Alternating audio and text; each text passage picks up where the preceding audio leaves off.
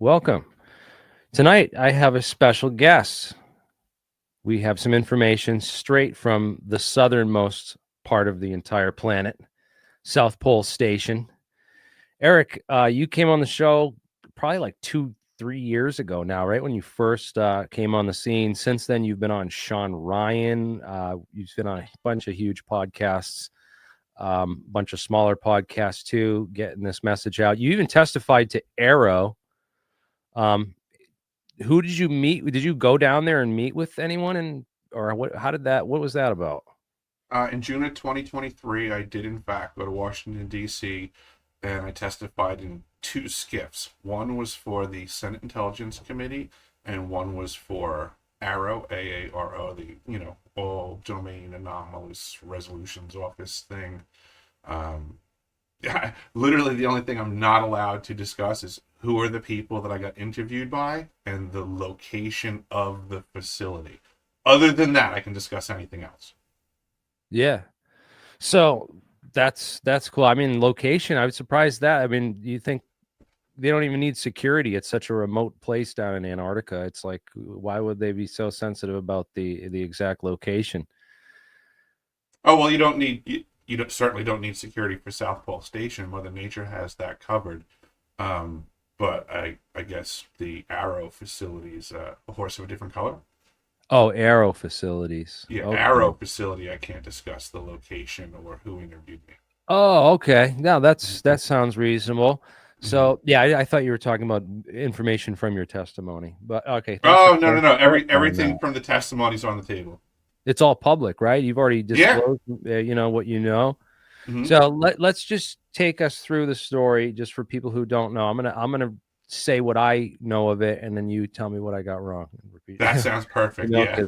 Because I know we've this is quite a little whopper to wrap your head around. It sounds like a Hollywood supervillain movie plot or something, with what we're talking about. But so you get hired down here. I don't know. You went to trade school. You went to college. Did you go to? I did actually go to trade school Yeah. I took a bunch of trade courses in the plumbing and heating industry, hydronic heating, gas boilers, or yeah, all the trade stuff. You done? Yeah. So you done a ton of plumbing and stuff. You were hired by. How'd you get working? Did you work for Raytheon, or who'd you actually work for down at South Pole Station? The hiring party at the time was officially Raytheon Polar Services, Right.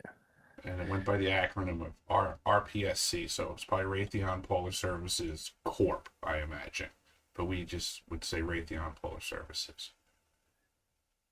Yeah. And So how I Raytheon's got a the huge job was company. just basic. I know people I went to high school with who work for Raytheon, and Mm-hmm. there's a big facility down here in Rhode Island, Mm-hmm. in Middleton, Rhode Island, and a bunch of other locations around. So yeah, they're a huge company. I know they hire a lot of welders around here. They're always like putting ads out for welder down here, especially them and General Dynamics, which runs Electric Boat, and some of these other contractors and stuff. So Mm-hmm. um, I like I'd like to know more about what it's like to actually go to this facility down at South Pole, because I was asking you about the location, and that's Mm-hmm. why I got worried when you said, "Oh, I can't talk about locations and names and stuff." I was like, "Well, No, no. that's the first Well, thing I was intending to ask you, Eric, was yeah. when did you get hired onto that job interview in Raytheon versus, did you have to go through a background check before you were hired? Did they do like security clearances? Did you have to get a top secret clearance or anything like that?" What they performed on a background check for me would be unbeknownst to me. I imagine they did do investigating, but I've been investigated before where, I was told I was being investigated. I was in submarine service, training for fire control technician weapons systems. So I know I had a full NSA background check at that time. So I don't know. Am I already pre-approved from some other list in my past? I don't know.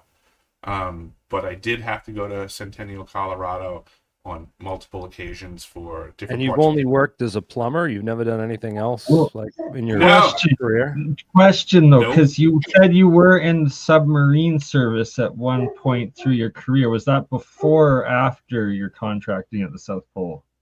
Way before. That was back in 1994. And you never served in the military. I was in the Navy submarines for a short Okay, period of Navy. time. Yeah, so you were in the Mhm. Navy for you did. That's what instigated the NSA investigation for the rate that I was being trained for. Interesting. So Because this is, basically because of the job I was going to have in the submarine service had the potential to, or I should say, had the ability to fire potentially nuclear tipped armaments. I had a very exhaustive background investigation at that time. so they might have potentially that was 10 years within 10 years of this date of hiring for Raytheon. No, so that would have been 1994, and I didn't get hired by Okay. Raytheon until 2010 officially. And you didn't work for anything between then that you would think maybe was might have been testing you out and just there was nothing. No. I think every place I worked in between there was a test. I worked in some of the shadiest places you can imagine. My Yeah. residential clients were the owners of companies like TRW and AIL, and had literature strewn about their houses. Like Council on Foreign Relations quarterly and Trilateral Commission monthly.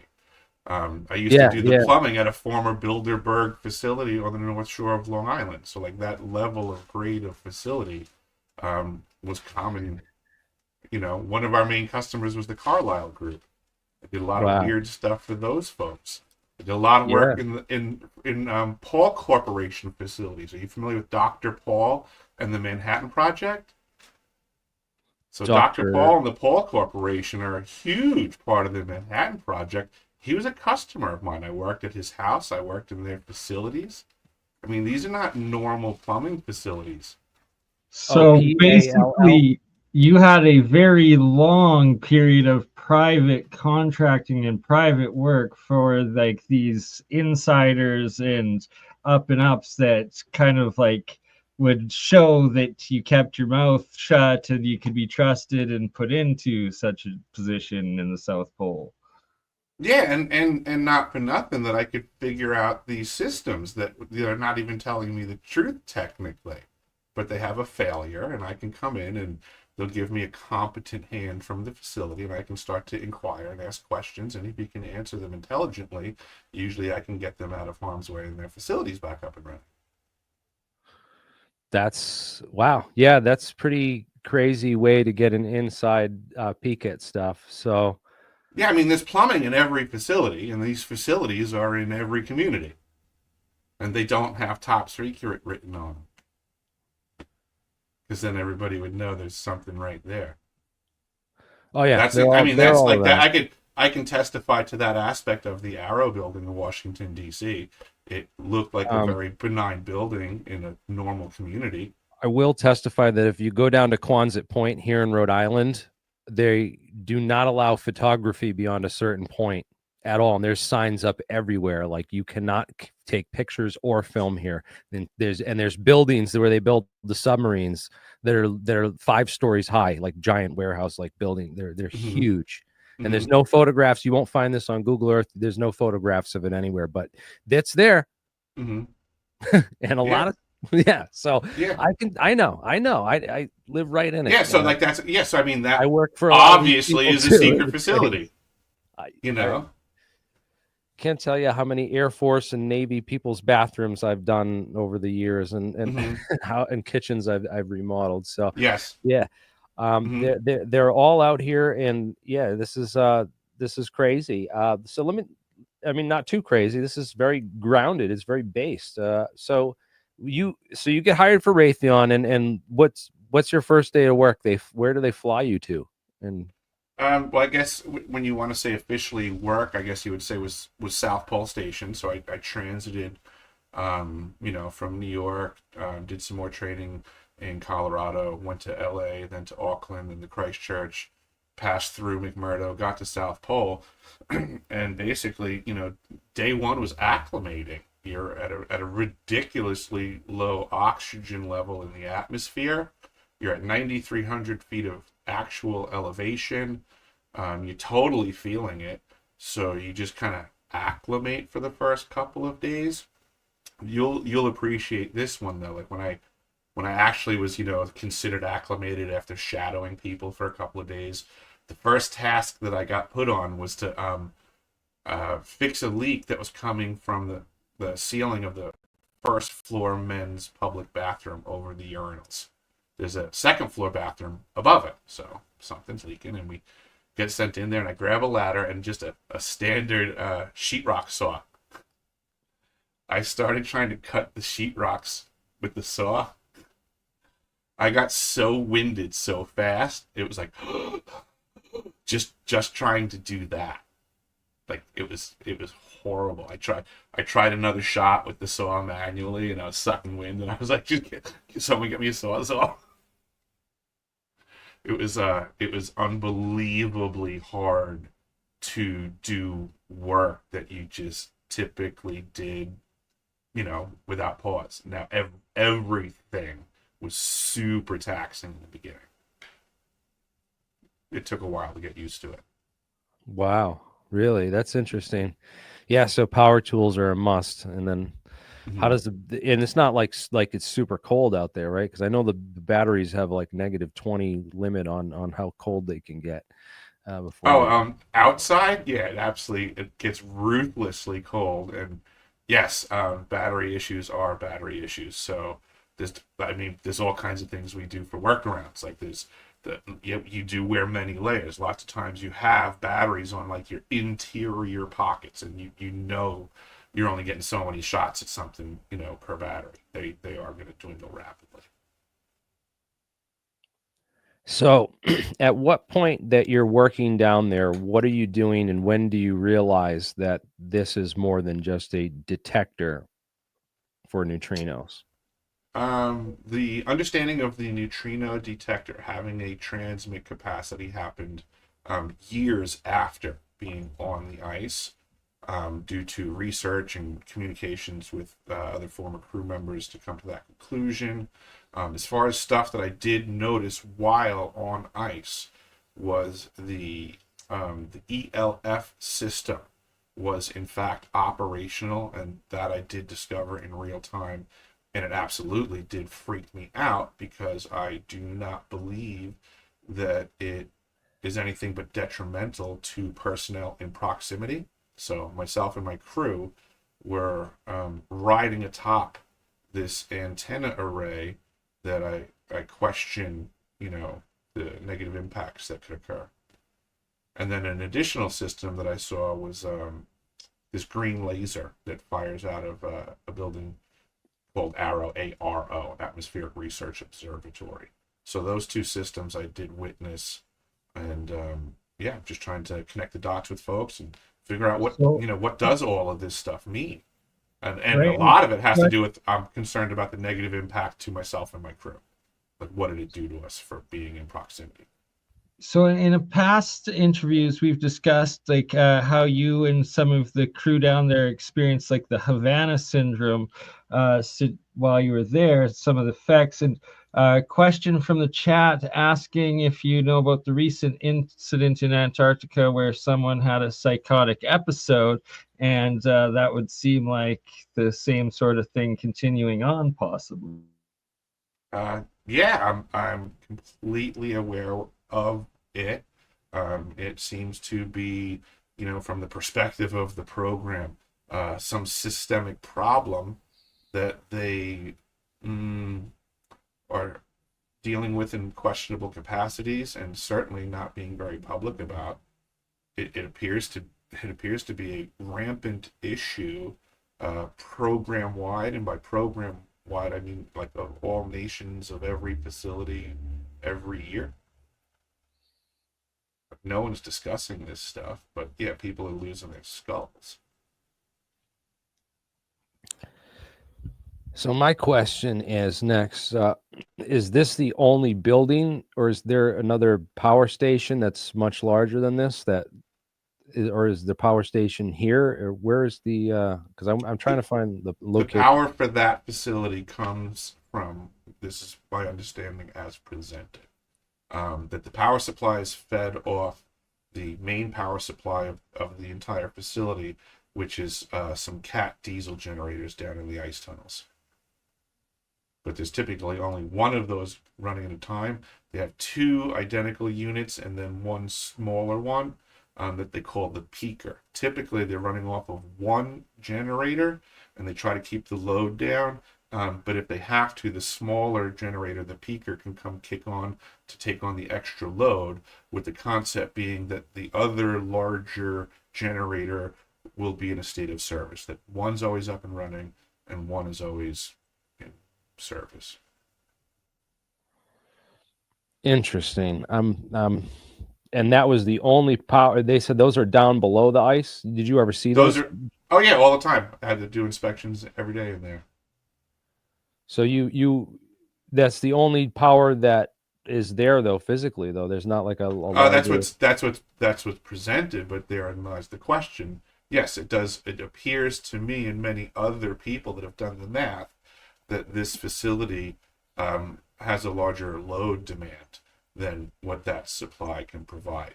So these are things that I discussed in the two skiffs, is that there's a possibility for other power, potentially nuclear, something that might have existed prior to the Antarctic Treaty, so it was kind of, I guess, therefore grandfathered in, or if they're just simply technically using anything that's a bit more exotic than the verbiage of the treaty states, well then, again, this is where we get into, undiscussed technologies are also unregulated and used rampantly by the parties that possess them. Yes, exactly. And that's why I'd like to discuss this tonight. People don't know there's a whole bunch of these detectors that they put in this ice cube neutrino thing. And what they do is they sense Cherenkov radiation, which occurs if a neutrino accidentally comes into contact with, nuclei or other particle. It will trigger this. And that's what they look for, these flashes of this blue Cherenkov radiation light, which is a clear detection that there are neutrinos. And but you putting this many, to build something of this scale anyways, it seems like, and if Raytheon's involved, then what does Raytheon do? They're like missile targeting and defense contracting and stuff like that, right? So for them to be involved in a physics project like this, it just it's a bit curious. It begs the question why, and then now consider that they're not even in control of the facility anymore. It switched over to Lockheed Martin's hands. So again, from one military industrial contractor to another. I've worked more time now up in the Arctic Circle in remote regions, and I assure you there are contracting companies that provide, culinary services, janitorial services, maintenance services as a professional industry. What they don't do also is make weapon systems. So I don't understand why there's not these other parties involved with these contracts ever. Apparently, you have to also make missiles and directed energy weapon systems and, fly satellites in order to be able to, send plumbers to the South Pole. The electricians too. I wish there was some electricians that could come forward to testify about this, because obviously, if they're powering this, it's going to require about maybe 10 to 20 times the amount of power that it would require to detect. I would imagine, right? And Eric, didn't you before say that you believe you saw evidence towards there being like the old claimed inactive nuclear power source still active, or some power source that was still active or something when you had to do an emergency shutdown or something? Or am I mistaken on that? There was a map that I had come across, which I did show to the folks in DC, where the old pole was set up in 1957, and there in the 2010 summer season when I was there that's funny. I think I know the person in the green helmet. But anyhow, in 2010, um, I got distracted. What the heck were we? Oh, 2010. The what was I just saying? The power source, and in your Oh, in 2010 they were blowing up the old pole, and basically that meant collapsing it. So there were folks on scene, and the idea was that winter rovers sneak in there too much, and like they don't want people in there anymore. that just makes like no sense from like a logical survival point of view. It's like, why would you be blowing up like your emergency extra shelter base Oh, if it's you're not. like, It was in no way, shape, or form usable. It was okay, just a very dangerous thing. So in their mind's eye, they couldn't regulate people out of accessing it, and they couldn't lock them out. People were figuring out ways in there. So and then also too, there was rumors that heavy equipment had fallen through the ice, and that people were in danger. But it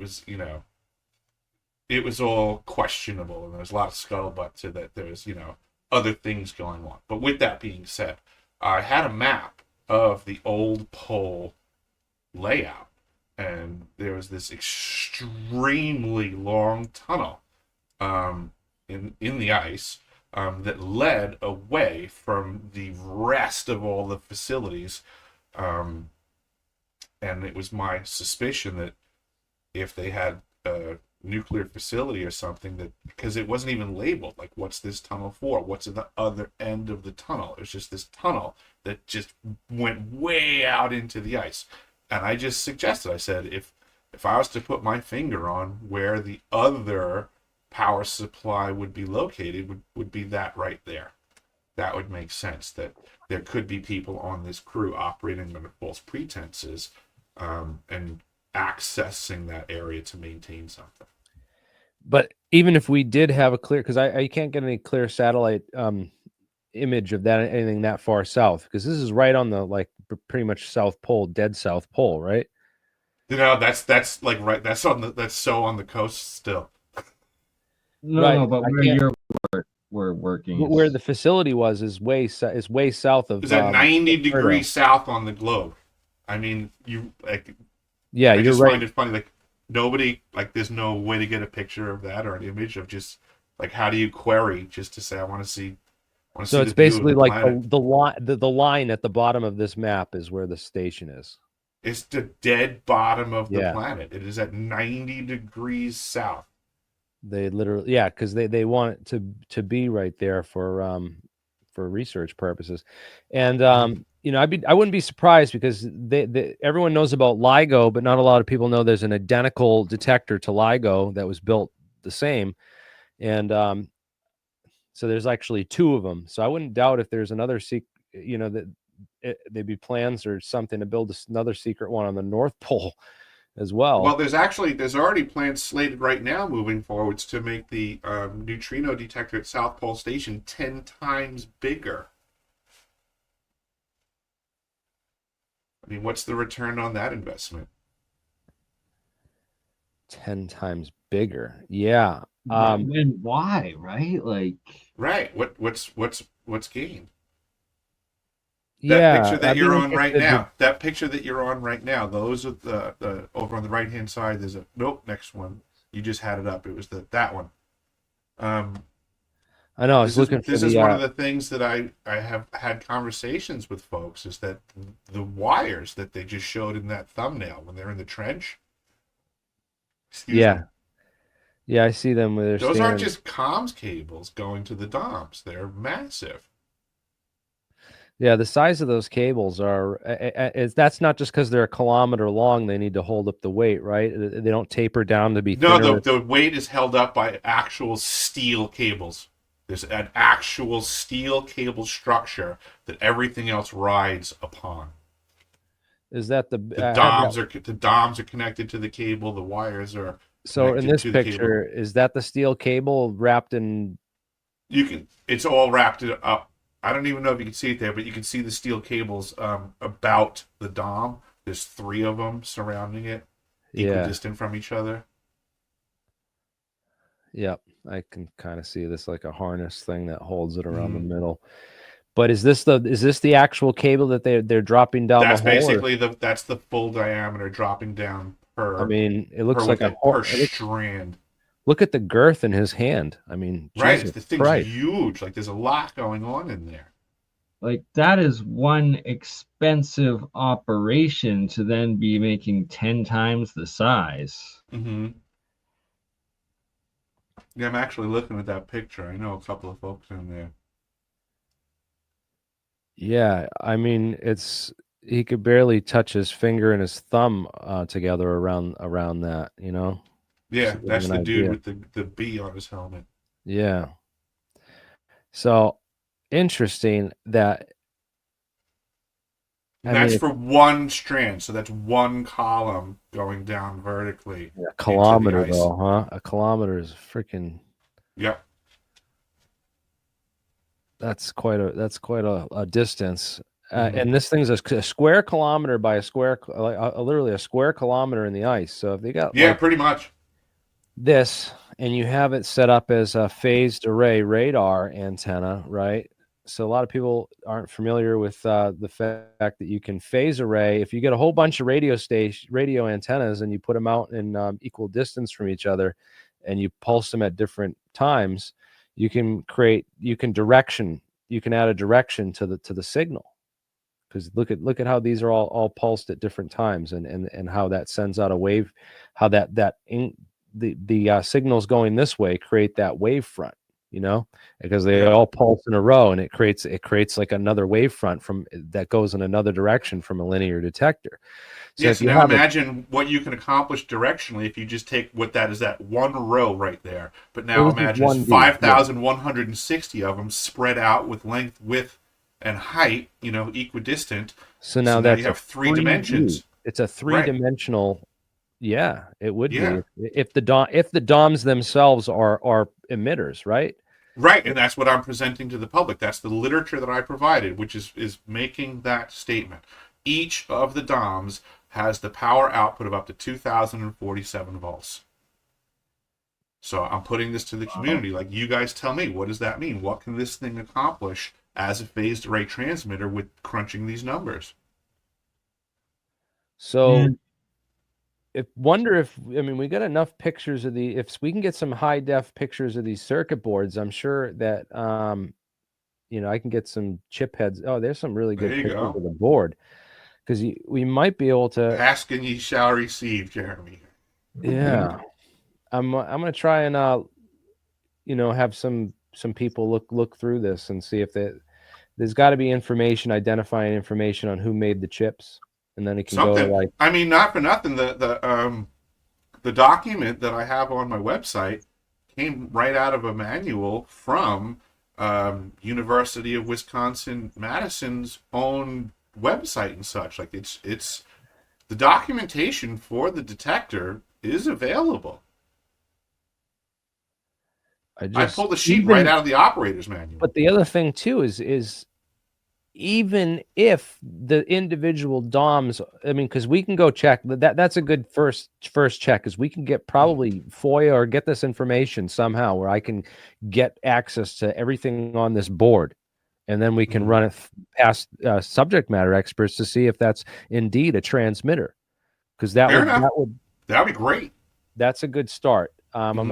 I'm gonna start there. The second thing though is even if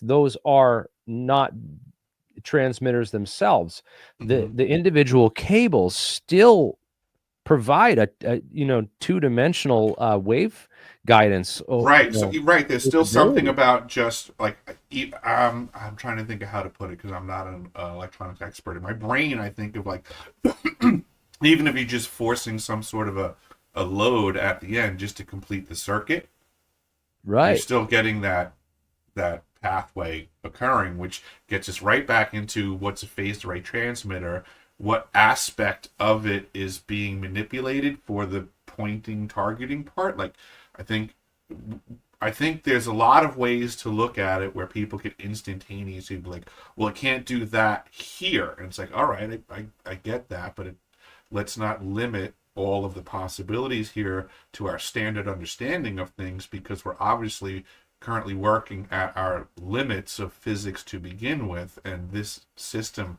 questionably bumps onto the other side of what the standard model of physics is working with. Well, yeah, here we have a HARP system, right? So this is a phased array transmitter which simply has length and width. It doesn't have depth. Exactly. So, and these are individual poles, but imagine you just had the wires in this ice cube neutrino detector. You still got a bunch of 100-foot radio towers. Right. I mean, 1 kilometer radio towers, right? That's still, you can't do that. You can do that by dropping them down the ice in Antarctica. You can't build a 1,000 kilometer tall tower. It would just right. You're not going to put a 1 mile penetration in the ground there under each antenna and add that third dimension. Yeah, to think about it, right? So it's still a step up from HARP, even if the DOMs aren't detectors themselves. Because then if you have the DOMs as detectors themselves, I think that's like a 4D phase array. Right. Like, so here's questions to have, right? So if 2D directed energy weapon, which would be HARP, if it's just got length and width and it needs a ridiculous amount of power, right? Well, all right. Let's presume if we added a third dimension to that one, and crazy power, yes, it's off the wall. But what about just by adding the third dimension, you get such a gain that you can reduce the power required a lot, but still reap the same benefits? Does that make sense? I just wonder, there's a lot of this that makes sense, but I just would like to see actual experiments done, because you know what? I had a discussion last night. Who wouldn't like to see experiments done on this? Therein lies the problem, is they're hiding all this stuff. They're hiding all I mean, we still don't have the access to HARP, and that facility's been shut down. Mm-hmm. They wouldn't shut down HARP if it is still not shut down. Better. The one in Gakona, Alaska? I thought it was it's private ownership or something. It's completely up and running. It's never been shut down. They threaten it all the time. I don't know if you noticed on that circuit board you keep popping back and forth on the DOM. Did you notice the peace symbol on it? Yeah, I noticed that on the circuit board right here. There's a peace symbol there. It says Ice Cube DOM. Oh, I wish I had a better image, but you see the sticker. If I can get a blow up on those stickers, those are going to be the main. That's the manufacturer. I can find someone who knows where. It's University of Wisconsin-Madison, right? I guess. Yeah. So I'm going to reach out to them tomorrow. It's Monday, so I'm going to reach out to them and see if I can't get some nerds from there to send me some more stuff on that, so we can at least check into that part of it. Mm-hmm. But even if those are not the actual transmitters, they could still transmit a lot of current through the cables themselves by just considering those as really tall 1 kilometer antennas, mm-hmm. right?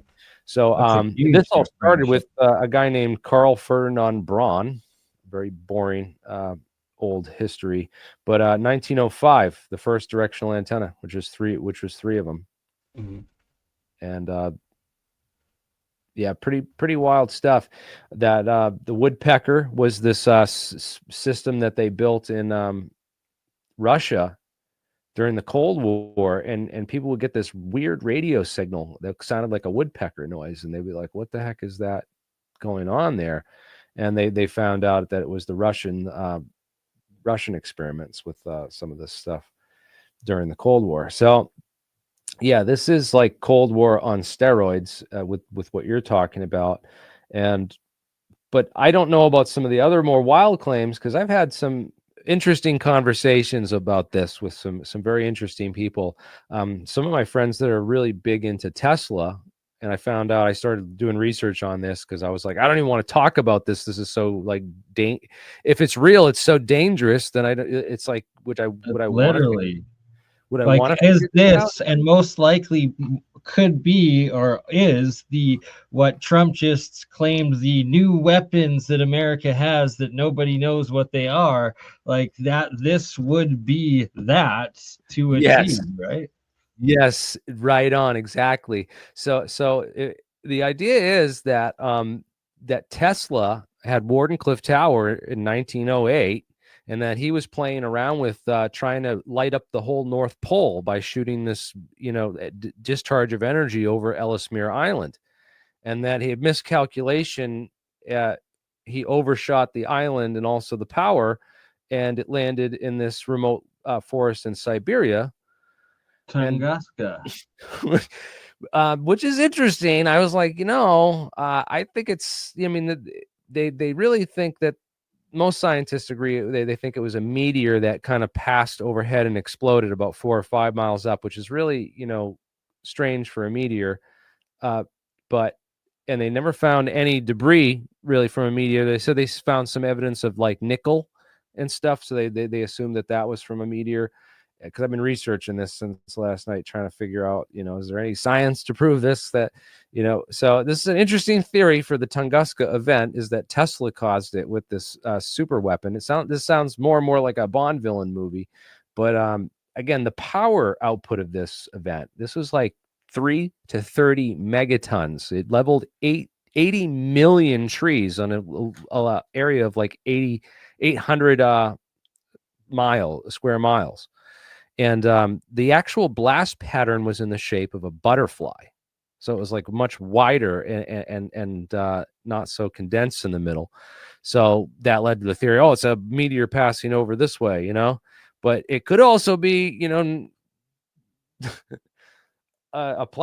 some sort of super weapon that they're firing over the globe. That what's interesting is that a couple witnesses said it lit up for hours that night. So long the sky was bright as day, and they could read a book in the middle of the night.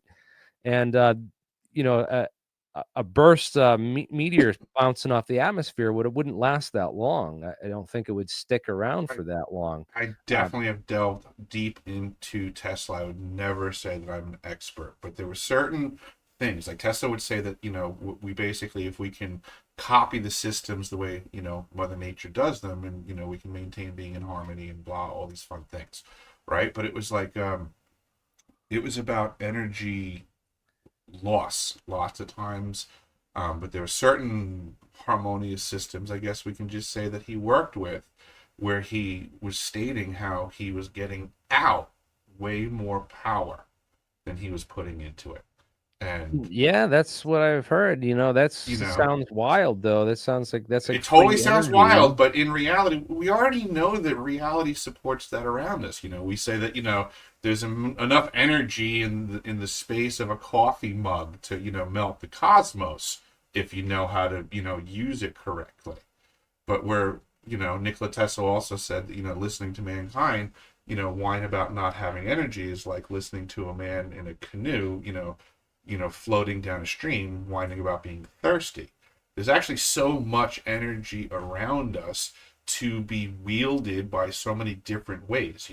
What's electricity other than a phenomenon that we figured out how to whip magnets and copper at in sacred geometrical patterns, and we all live in a world that now has electricity. Well, thanks, Tesla. What other raw materials of this planet can be shaped in the appropriate sacred geometrical patterns and rotated to the right speed so that we get another phenomena that we haven't found yet, that's 10 billion times more powerful than electricity, and it's just some other phenomena. I mean, yeah, it's and this is the place to do it at the poles because of the Birkeland currents and the interplanetary magnetic field. It would have to calculate in some. It would have to have some value, right? And it just so there's a theory going around that some earthquake that happened in New Zealand, which is of course right there, was triggered by when they first powered up and turned this machine on. Let's look into that a little bit. When was that New Zealand earthquake? That was February 2011. There was 2 of them. So the 2011 Christchurch earthquake, and it was 6.2 Richter scale, right? Yep. And unusual for the time in the area. It's not on a fault line, right? I'm not But- certain. I've heard people argue it both ways. Yeah. It was my understanding that Christchurch had earthquakes regularly. Oh, okay. There's a fault line right there. So it's but again, how would, if there's stress built up in the earth, it's just kind of like, it's kind of like when the coins in the arcade are on the edge of that machine. If you just give it a little shove, it can get the coins to fall, right? It's kind of like that idea, is that all you're trying to do is take a bunch of potential energy that already exists there and kind of set it off. It's not saying that you're actually. And that was exactly how it was expressed to me by someone that was in the know. They said, first and foremost, if there's a fault line, it's extremely easy to induce an earthquake, would be the right term, earthquake induction. So, again, lots of referenceable science on this, all kinds of decades of research on how do we induce earthquakes. But with that being said, super simple to do it on a fault line. If there's not a fault line, it's not hard to do. That's basically just the level of technology now. And I had a conversation with Simeon Hine this past summer. I was invited out to Colorado to the property where the Snippy animal mutilation event occurred. It was a private event. I got asked to speak there, and I got to meet Simeon Hine. And in his conversation about UFOs, one of the things he was discussing was how earthquakes have a tendency to generate balls of light, and people have a tendency to misreport this activity as UFOs. So we got into this conversation, and basically just thinking, in reciprocity, so to say, that if an earthquake can generate a ball of energy, wouldn't a ball of energy, if delivered appropriately, generate an earthquake? And obviously, it would make sense. It's just it's a discharge of energy. If you have the ability to add energy, you can instigate the process. It's just a peculiarity of delivery system, right? If I said to you, we're gonna embed a 50 megaton nuke a half a mile below your city, you wouldn't be surprised if the buildings shook that afternoon, right? But if I told you there was a different type of delivery system of that same amount of energy, that's all it is. It's Tesla technology delivering the energy wirelessly from point A to point B, and the point B side is the side that has to deal with now an excess of energy release. What's a bomb? It's an excess of energy release. Yeah, but it's also the time period, the impulse of the delta T of when because you could have that energy, in a typical like Earth movements. It's like that energy can be divided up over a long period of time. It's only when there's a ton of energy released in a very short amount of time that you get that pulse. Yeah, that's what I'm talking about. Yeah, being able to deliver a massive amount of energy in a pinpoint location and release it rapidly. This is what's on the table now with directed energy weapons and earthquake induction. But then also is like Tesla's earthquake machine. It wasn't quite, it wasn't really an earthquake machine. What it was is a simple. I'm not trying to compare these two. I will say that these technologies are, standing on the shoulders of Nikola Tesla. Yeah, no, I'm gonna explain why they're not like related, but could. Gotcha. You got it. What is related in them, because it's the idea is that you have a standing wave, and you turn anything into a simple harmonic oscillator, and there's a damping term, which is it breaks down into a differential equation, is how the math they teach you, and this is how all engineers solve any type of electrical engineering, any type of engineering problem. It's all based on applications of this same basic differential equation, and the solution to it is usually a cosine or a sine wave. That's the harmonic solution. You could have 0 and 1 as well, right? But 0, 1 are the simple harmonic oscillator. It's the solution to everything in physics. But yeah, these are the terms, and the damping term is this term right here, and that's like how much it slows down by. And then your acceleration term is right here. That's like your and that's how you find the natural frequency, because that's where your mass is. It's in your acceleration term. And this K, which is your wave function term, is in the is over here with basically the position term. And that K over M, square root of K over M, gives you the natural frequency of the system. And every object in nature has several, sometimes more than one, natural frequencies based on the different wave numbers that you can use.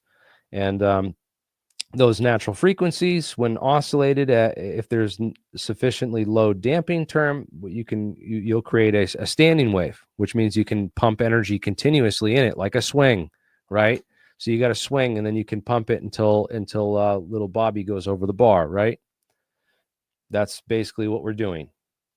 I just wanted to break it down And this is where we desperately need the specialty of Dutch synths, and I actually just emailed him the link, so hopefully he gets it. Oh my God, that would be epic.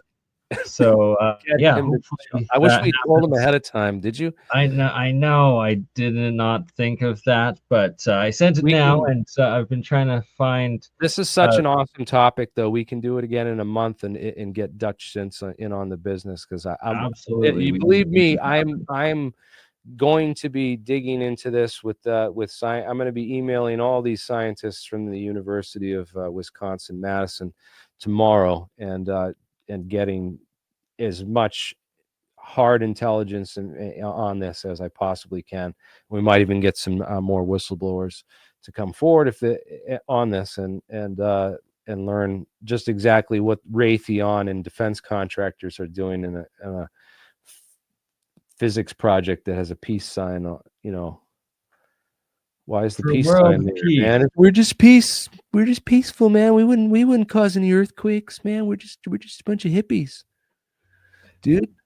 So there's also been a lot of like interesting information and discoveries being published about neutrinos themselves specifically lately. One article I saw was like claiming that they make up like the majority of matter in the universe. Another one saying that like they're able to like travel like faster than light, or like instantaneous sort of thing. So it's like, if those properties are true, then that makes whatever this device is down there like exponentially more like next generational, new physics, new capabilities, potential off-world, potential quantum style. Well, another thing is that these neutrino detectors are supposedly also functioning as UFO detectors, UAP detectors, because when their propulsion systems will leave a trail of neutrinos, supposedly. Or you just read my mind. That's what I was thinking of. With the big picture conversation going on the planet right now, that's one of the things that I find most intriguing. Is that, everybody's asking for the evidence, and here we have a very reasonable conversation on the high probability that we have like an air traffic control tower right at the South Pole Station, which like for many reasons makes sense. Yeah, I mean, there's a lot to be discussed here at the very least, and I'm blown away that it's taking me years to get people to engage this stuff, because I guess I'm learning how much the science is over everybody's heads. I guess. Yeah, my professors will probably watch this and be like, "You're nuts. You're crazy. This dude's out of his mind. Like, what are you even doing?" I would expect no less a response from academia, who has one of the biggest vested interests in maintaining the status quo as any faction on this planet. They paid for their education, and how dare you ever tell them they're 100% fucking wrong about a shitload of stuff. No. Yes. You got to show them wrong. No. So we're not going to tell them they're wrong until we get until I'm not going to tell them they're wrong about this until I know for sure. all the There's very few details. things in science that I can't drive a truck through their story. I mean, phased array radar is real. That makes sense. Where is I mean, the control systems is the other part of this, because you're going to have quite a server complex to run that many emitters. Oh boy, do they have the server complex. I've been in a lot of facilities. I've never been in a server room that has as many servers as the Ice Cube lab. Yeah. That requires the exterior air from the winter at South Pole Station to keep it cool. Wow. If the louvers to the exterior get jammed up with ice and you can't exchange air, the servers will heat that place up so fast it's not even funny. One of my first jobs was for Invensys Corporation, and it used to be Foxborough Corporation, and I had to punch off a system with and wire up. There was like each rack had like 10,000 terminals per rack, and there was like probably 19 racks. It was insane. It was an insanely large job, but they had a room with multiple walkways, hallways. It was server rows and rows and rows and rows of servers. I'm just going to step out for a couple minutes, and I am going to spam every single social media account of Dutch Synths with the link to try to get them on here, and I will be right back. Awesome. Yeah, if not, we can have him back, because I'm definitely going to be digging into this more after, because I wanted to talk to you, get you back on to talk about this technology, and also so I can get more, just I think you're going to find out a ton of information. I wound up engaging one of these AIs in regards to the conversation of earthquake induction, and I was able to get it to provide me a ton of research work that already exists on the topic and how to do it. Wow, that's pretty cool. So they fly right into Edmonton, or do you? Yeah, actually, that skiway where the plane is landing, the next picture, it's pretty much almost like the angle from the cockpit of the plane. You approach from that direction. Right. The staircase with the sign that was on the next shot, I think, was what we call Destination Alpha. That's the back side of the Ice Cube neutrino. What are these towers here? That's where all the cabling goes down into the ice. So the bridges across have cable trays that are bringing the cables over into the towers that go down, and then once they go down, everything's just kind of traced or trenched through the ice to the top of the locations.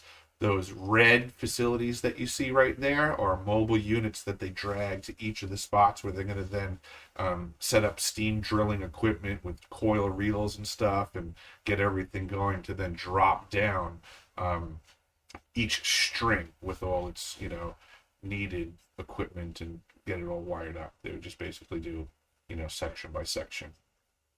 And then all the wires go through the ground, under the snow and under the ground up into these things. Yeah. Wow. That's pretty crazy.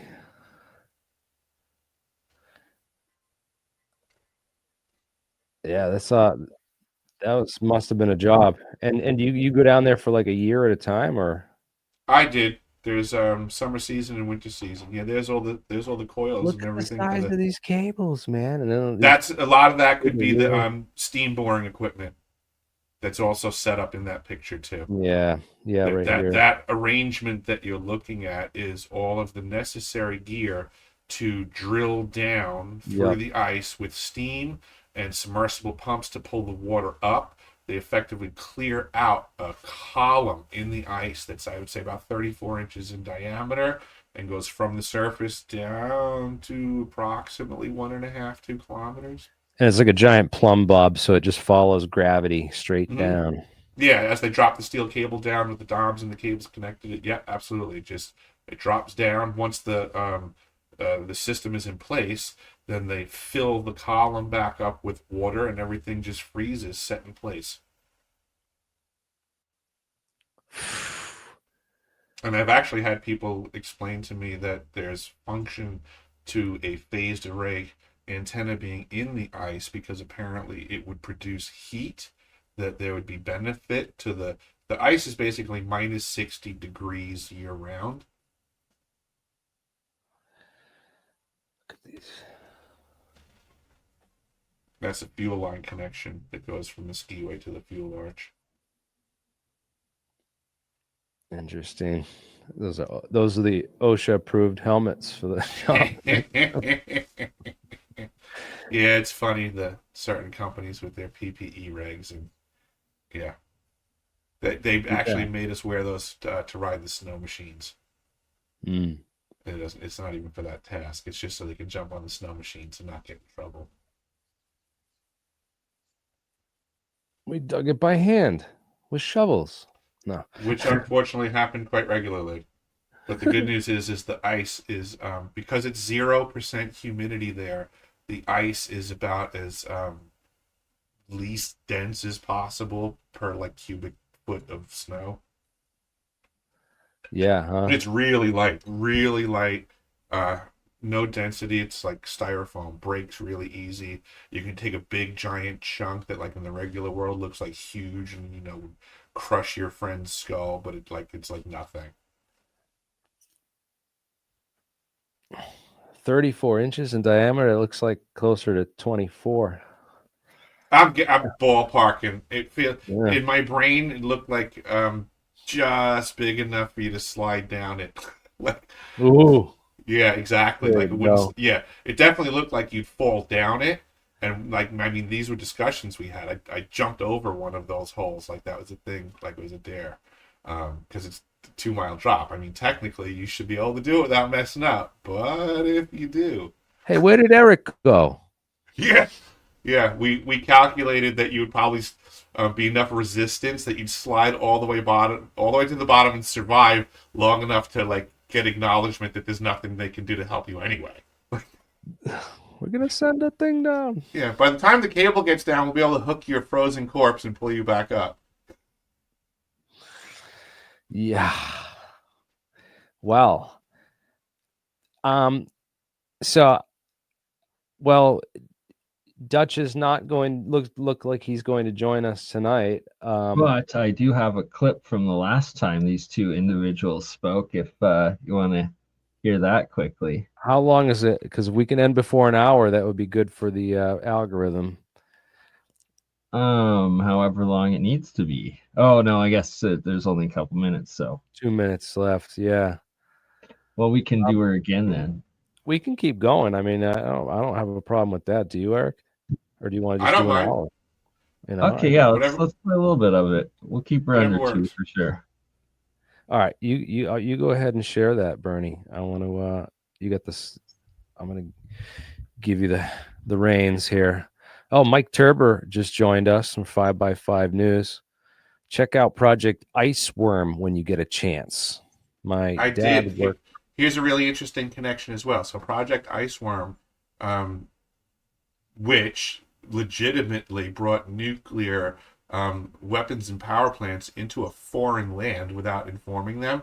If you watch videos, which there are plenty of them, which get very specific to the construction of that facility, okay?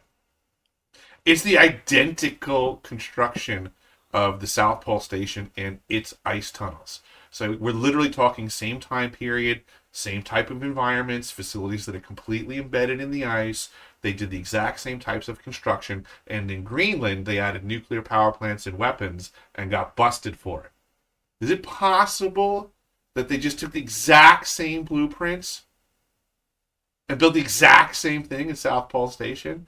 Because Sounds like I got to see the construction style with my own eyes at the South Pole Station. When I watched the videos for Greenland, It's literally the exact same thing. They cut the ice out in a particular fashion. They put the plates on the ice in a particular fashion. They mounted the exact same kind of arches that are embedded under the ice in South Pole Station right now.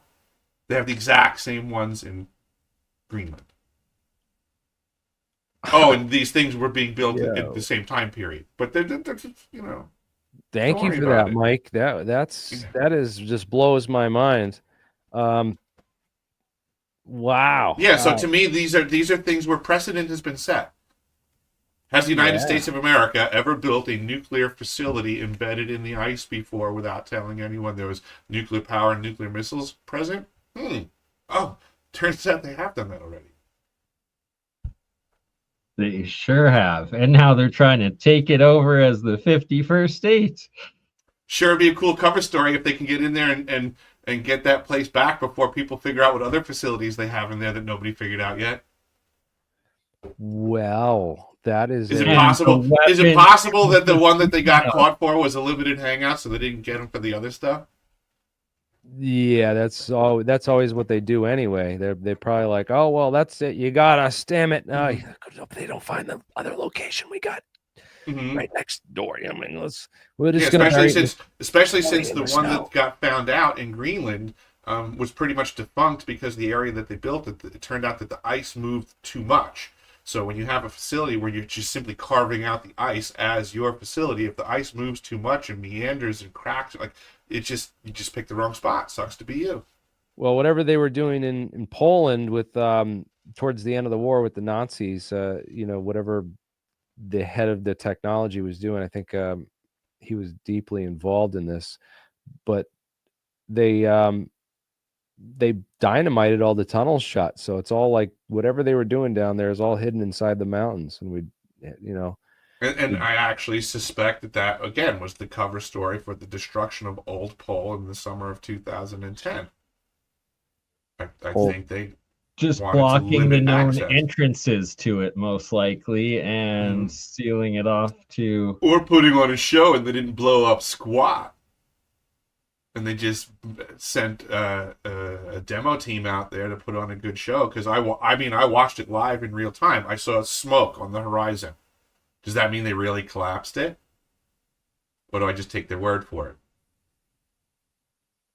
No doubt. Oh, look at all these underground facilities they had. All this stuff, man. This is what the right. Nazis So now picture like a facility like that you're looking at right there, right? So, yeah. But now picture. So let's just say that's Old Pole. Okay, and it's got different corridors and stuff. But now imagine there's one tunnel that just goes out into the ice for like 3 miles, and there's nothing at the end of the tunnel. Yeah. Where's that going? Wait a minute. Yeah, this says something. It's just a locked door that you don't have access to. Right. So this is stuff that I've seen on a map. This is all information that I provided. I'm trying to connect the dots for everybody to look at a big picture here of a potential problem of technologies in certain places on the planet that are, operating without the right oversight and regulation. Oversight and regulation seems to be something that is lacking in our country in the last couple of decades, at the very least. Look at the car driving through it, man. Yeah, they built a lot of these. That's nuts.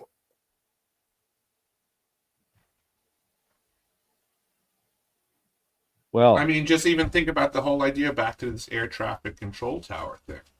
Look how much this information is problematic to the controlled narrative that's being propagandized out there, right? It thumbs its nose at all the people that say, we don't have this technology, it's not us. I'm literally saying, like, we have the technology. Almost everyone has the technology except for the average mortgage payer.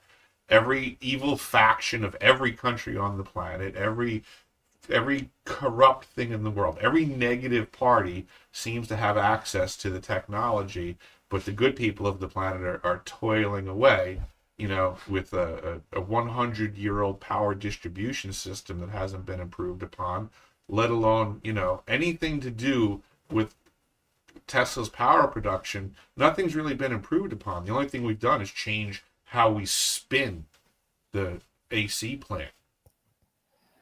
All right, whether it be nuclear, whether it be water, we haven't really gained any ground. All right. Do you have this queued up for us, Bernie, with the best part, so we can revisit the? So I'm not blaming HAARP. HAARP is just the go-to word that everybody talks about. Again, HAARP is the High Frequency Active Aurora Research Program up in Alaska. Does ionospheric research, and it can heat little pockets in the atmosphere and ionosphere up above HAARP. It's not controlling your mind in Australia, and it's not fracturing the Earth in Turkey. Okay, we can rule those things out for HAARP, I think, personally. But what I found, this goes back to 2011, and I noticed this quite by accident. This actually started on New Year's Eve of 2010 going into 2011. On New Year's Eve, thousands of animals fell out of the sky. Thousands of birds fell out of the sky in Greenbrier, BB, Arkansas. And they exploded from the inside. They were cooked. They tried to blame it on fireworks at first, but it turns out there was no fireworks done in the area for New Year's. And this was in a rural area in Greenbrier, BB, where they're doing a lot of oil and gas drilling. So I was thinking it could have been something to do with maybe an oil and gas release, maybe some kind of toxic chemical made its way out and the birds inhaled it or something and exploded the birds, burned them inside. I don't know. And within a couple days of that happening, of the birds falling out of the sky, and it was like 10,000 birds. It wasn't just a couple. It was whole towns were covered in birds, guys. It was a lot. And within a couple days, a series of thousands of earthquakes then hit at Greenbrier, BB, Arkansas, right next to where the birds turned up dead on New Year's Eve. So I got a little suspicious or whatever, and I decided to go see if there was any weird weather in the area that could justify all the birds somehow exploding internally, and also explain the earthquakes. Maybe we could find something going on with earthquakes there. Could explain maybe a gas release from the hydrogen sulfide or something coming out of the ground that kill all the birds. So I go to the radar and I go look at Greenbrier, and coming out of the area just north of Greenbrier, BB, Arkansas, right at the NEXRAD radar station, the NEXRAD radar station is pulsing in bright red. It looks like a giant red storm over 500 square miles. It's the whole radar pulsing in a giant ring at once, instead of a beam going around, instead of the rotating dish like you would see from a NEXRAD radar going around. This was one giant pulse coming up from the center of the dish and going out to the perimeter of the radar station, 500 square miles in all directions. It looked like a flower when it was going giant up. Red signature, looked like a storm. And I made a video on it and put it out. People said I was faking it. They said I must be photoshopping it. And I was like, what? I'm like, here's the link, dude. And they came back and said, oh, no, you're not faking it. You're actually just seeing a switch between clear air mode and precipitation mode. It's nothing.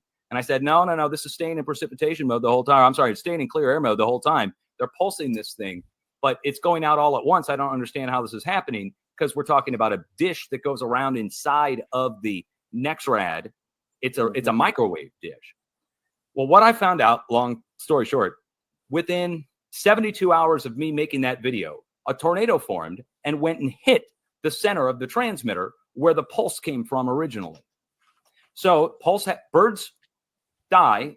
Pulse, I go to check the day later, and there's this pulse happening. Sorry, just pausing in here to give a little bit of context that Dutch, since I had asked him about getting into how he discovered the NEXRAD radars triggering tornadoes, and then from this story, he will let him play a little bit longer. He goes into the details of explaining how he started tracking the DEW weapons and all the weather modification stuff. Earthquakes happening there, and then the tornado forms and hits the center of the transmitter. Now, that happened about 1,500 more times at every radar station across the entire country, including Hawaii and Puerto Rico. The earthquakes, the animal deaths, the pulses, and the storm hitting the center of the pulse within 72 hours. Now, what's going on there with the pulse, I found out this has to do with tuning of the klystron, which is a very complex term. The klystron is a tube that's in there that's powering the radar. It's amping up the power basically from a little bit of power. When you read the NEXRAD description for the weather radar, it tells you they're using 7 clothing irons worth of power. What a description, right? For the housewives who are reading, I guess that's going to make sense. 7 clothing irons worth of power going in, and then they quote unquote, well, they don't say zap it up, but the klystron zaps it up in a chamber of its own, a separate resonance chamber that increases the power up to 750,000 watts of peak transmission power from the klystron tube. And I found a training video from the National Weather Service last month about how to tune the klystron tube and what frequencies are producing this giant pulse that I'm seeing, that I was seeing, and we still see. And it turns out that the NEXRAD pulses when they're tuning the klystron in megahertz, not gigahertz. Now, this matters. This ties in with HARP. This is how NEXRAD radar rings got the term SLAME HARP rings, because HARP is operating 0 to 10 megahertz at the most, up to 10 megahertz, but they can go lower. HARP can go lower down in say, single megahertz. And NEXRAD is pulsing up to 19 megahertz. Different methods for tuning the klystron, depending on which tube you get from who makes the tube. Apparently, there's different levels, and it's like 17 megahertz or 19 megahertz. And in the training video, it goes over right down to the very fine point. And in the training video, they say their goal is to create the most output. The guy starts out in the National Weather Service training video. The goal is to achieve the peak power output of 750,000 watts. So what they're doing is they're pulsing. The big pulse, not the beam, but just a big, huge red pulse, is high frequency pulsing. And they're turning the dish all the way up to its highest tilt. Instead of pointing out like this, going around and around, or like this, it tilted as high as they can get it to get it out as far as it can reach. And the whole dish turns into a high frequency antenna when the klystron is put into its calibration phase, how to calibrate the klystron. And what happens is the NEXRAD dish is as wide as a high frequency antenna would be in your backyard. If you're doing high frequency, a 19 megahertz transmission in your backyard with a shortwave radio, but it's 750,000 watts and it vibrates. And I found, and this is my own findings on HARP, they found that, this isn't my findings. I mean, I found the findings from HARP where they found that the resonance vibrates back and forth for up to 3 days from HARP up in Alaska with 1 billion watts. So this is more like 1 million watts. So it's 1 million times less powerful than HARP. But the NEXRAD radar only has to cover a few hundred square miles around the transmitter where the next one picks up. And it turns out they overlap the stations perfectly. And then we can get into Lieutenant Colonel Thomas Bearden and scalar and what happens when you cross beams and scalar. Scalar when we get into CERN. CERN's doing scalar. CERN over in Switzerland is taking banks of these klystrons, and they'll take a small particle of iron that they strip off like you do with your monoatomic gold. They will strip off a particle of iron. A company does this for them and presents it to them already. They don't do this at CERN. They get basically a version of that, but it's in a powder form. And they shoot a small, tiny particle of iron or whatever using microwaves. Banks of klystrons, hundreds of klystrons hooked up in daisy chain to one another, where they put in a little power, and out the other end comes picowatts, which is an insane amount of energy. And then they have 2 banks of these. One beam goes one way around klystron, or the klystron beam goes one way around CERN this way. The other beam is going this way, and they collide. And where they collide, that's the scalar. And they call it the scalar Higgs boson that they're studying, where they collide the beams and shoot particles together. Same thing's done with the NEXRAD, but it's over a vast distance and it's only 1 million watts. So it creates a tornado instead of ripping the earth apart.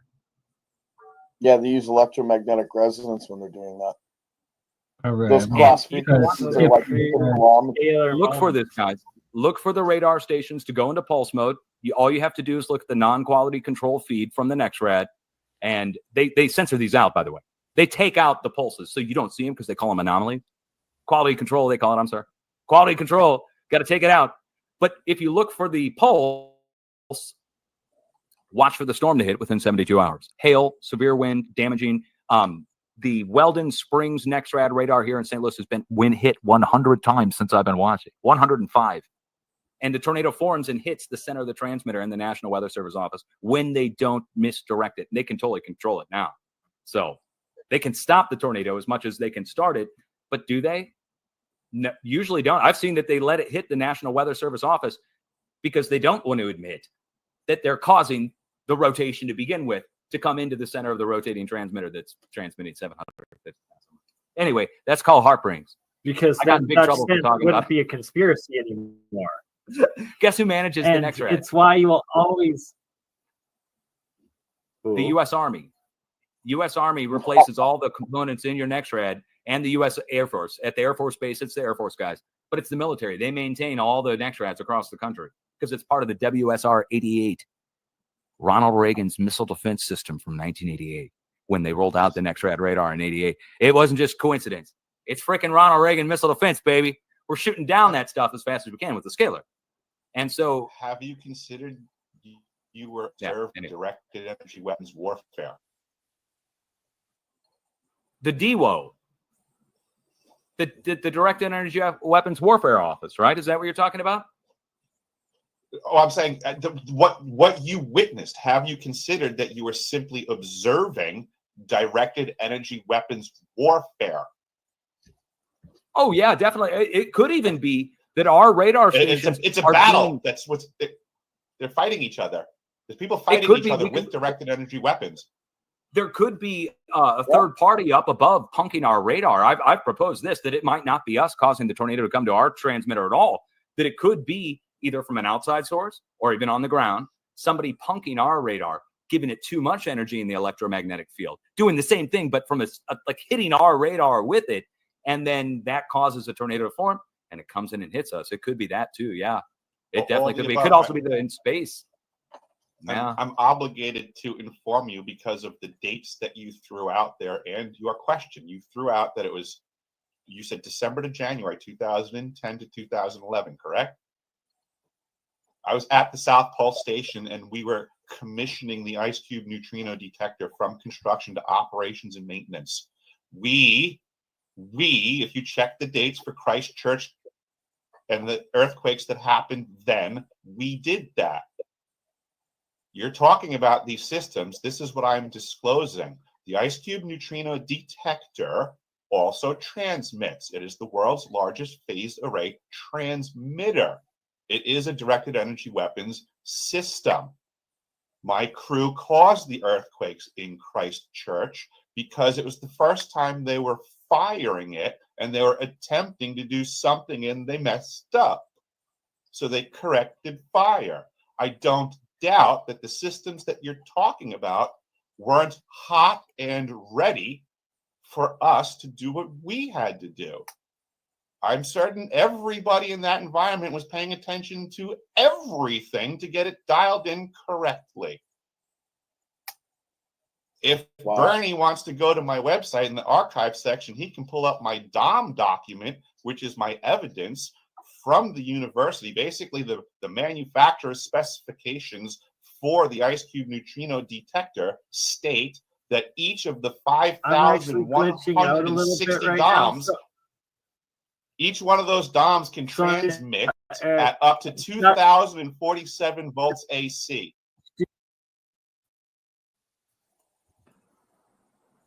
I'm sitting here, I'm breaking out in slight sweat. Hold on. I'm trying to find people that understand what I'm saying, but most people I talk to about this, I know. This man right here fully understands what you're saying. Wow. So, Eric, You're you talking want to get a to private chat to your website? Oh, I'll I'm get full that screen to somehow. pull this up. Did I click a button? I must have clicked a button. I think I'm full screen. And came out at the opposite, down on the other side on the antipode. And now we've got on both sides of Earth 2 7s in a course of 5 days apart. So the energy always transfers. It never goes away. So, well, that brings me to my question. When it's bouncing back and forth in its antipode, does it actually ramp up and then like escalate onto another place rather than going from a 7? It goes to say a 7.5 and reverberates into another spot. Yes. we see it increase when we pump in new deep earthquakes. When new deep earthquakes are added into that, it's like adding more energy into the mix that's already coming through. So in other words, like an earthquake, 7 hits in Turkey, energy's coming through or around the planet, I don't know which, but whatever way, it's coming to the other side, and then a bunch of new deep earthquakes hammer on the other side where the 7's going to hit, and that then amps it up. Yes, it amps it up. Amp is the perfect word. Amplitude is increased as we pump more energy into the accordion-like wave that's going back and forth. I think it could be going back and forth between points through this, the round Earth, but it could be a disk Earth or a faceted jewel Earth, or well, it could be a matrix Earth. We might not be here at all, guys. I'm out of here later. Yeah.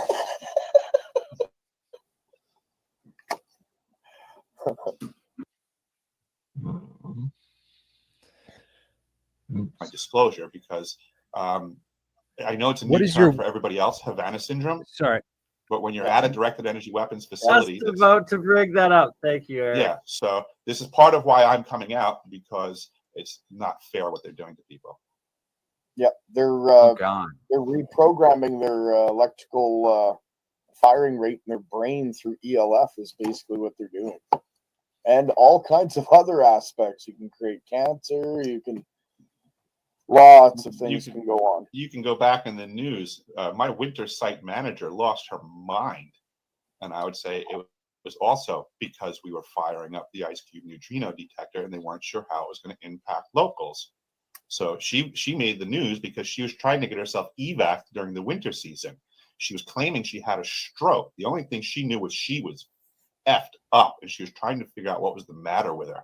And she got scared. This is our winter site manager. She was calling for an evac. She was the one that knew the evacs were. When she hired me on, she drilled into me like, you can't leave, right? And I was like, this is the lady that hired me. And then now she was trying to run out of the ice. And I would say that she did not have a stroke.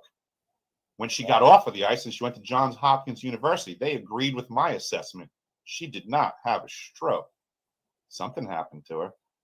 She was hurt and wanted to leave. I understand the mentality and the situation. But yeah, I feel bad for my crew. I feel bad for my crew, and I feel bad for the people of this planet that do not understand the level of warfare that's happening around us right now. Yep. Directed For those who don't know, the Havana syndrome is what he's talking about. Just so you don't know that down in Cuba, the U.S. government has now officially admitted this, but they denied it for years. Lieutenant Colonel Thomas Bearden talked about it in the 80s, that the Russians and others have high-power microwaves and other radio devices that they use to penetrate walls, penetrate buildings, and penetrate your body. And high-power microwaves, high-power radio waves can severely affect your psyche, your bodily functions, and even induce sicknesses such as pneumonia and COVID even can be simulated with high-power microwaves. That's why the 5G talk and all that crap came in. But anyway, Havana syndrome, wow, man, we got to talk. Right, I paused there because I think it kind of ended, and sadly, in that interview, we weren't able to get Dutch to bring up his video where he actually documented the radar scans coming from the South Pole Station towards Christchurch during that earthquake. And I missed the exact segment where Dutch spoke about it. Eric did in that segment, but yeah, since that introduction, it's like Dutch has been very reclusive and has given lots of signals that he was threatened and that he's quite suppressed, and that he seems like he wants to come back on, like he really wants to connect with Eric, but it seems like there's a lot of outside pressure on him to not let that happen, because he literally has the evidence that corroborates Eric's story and experience down there. Dutch and I should be like Reese's peanut butter cups, like chocolate and peanut butter. I would love to get him back on, but and I'm sure there's even without him, there's other ways for us to get access to proof or other more corroborating evidence if this is indeed the case. So it's just that I'm curious about the capabilities and applications of these things, because some people seem to take the capabilities to the whole next level with as far as pump. If you get an oscillating system like that though, and you can just continuously pump energy into then you can build up 30 megatons worth of energy if you pump in a couple megawatts per hour, And then for when we think about different systems engaging them, like this gets, it goes to that concept like crossing the streams. Like it's one thing to, put out a frequency. It's another thing to have another interference pattern. It's another thing to add more and all these different layers. And then, processes of, manipulating, moving, targeting. It starts to get really wild. I think in my brain, right? One of the things like we can observe in Mother Nature, Nikola Tesla taught us that, Victor Schauberger, all these geniuses from back in the day, right? One of the things that we observe in Mother Nature is called the rogue wave. And I feel like there's something going on here with that, right? It's like you can be out in the ocean and there's a certain standard, so to say, to the frequency of the waves that you're coming across. But everybody knows there's this possibility. You can have this rogue wave come in and wreck your ship. And nobody, can you really calculate where in the ocean that wave started? What was this? They're kind of like random mini tsunamis, right? Like what you're speaking. Right. It's all these different frequencies, right? There's all different waves and patterns in the ocean that engage in a certain way. And the end resultant, at some point in place and time, we get a rogue wave, which is like this ridiculous release of energy through crossing of frequencies. I think that's what we need to start considering when we look in the realm of directed energy weapons and these technologies is what wavelengths are being manipulated, what happens when we start crossing wavelengths, what kind of patterns do we get, and what kind of rogue waves can be generated, whereas in nature they're semi-less predictable, but because we understand they could be manufactured. Like Nikola Tesla and Schauberger and all these people have taught us, if we simply work with Mother Nature in harmony with her forces, we can reap the same benefits and powers. If people are simply crossing waves to make rogue waves, this is not really a far stretch of the imagination. We have these technologies at our fingertips right now. It's just a matter of how they're being integrated and incorporated, and who's at the helm of these machines.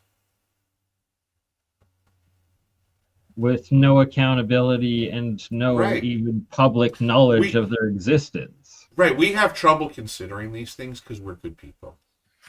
Right. But if you seriously just looked at the world and all of the technologies that you exist, and you were like, if I was an evil bastard and had all the money in the world, what could I accomplish?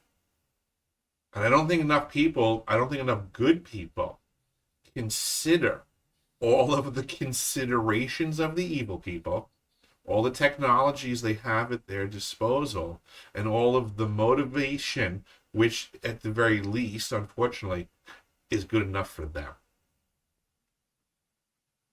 We might not say, I would do that for that, but we have to start to appreciate that there are people on this planet that will do really horrible things without you asking much of them. And keep doing it just to stay in power and preventing their power and the truth from coming out. Absolutely. Because, they could care less about anything other than their own success and benefit at all costs. I mean, lest we think that the politicians of our planet really give a damn about geographical borders. Our politicians will kill women and children in another country.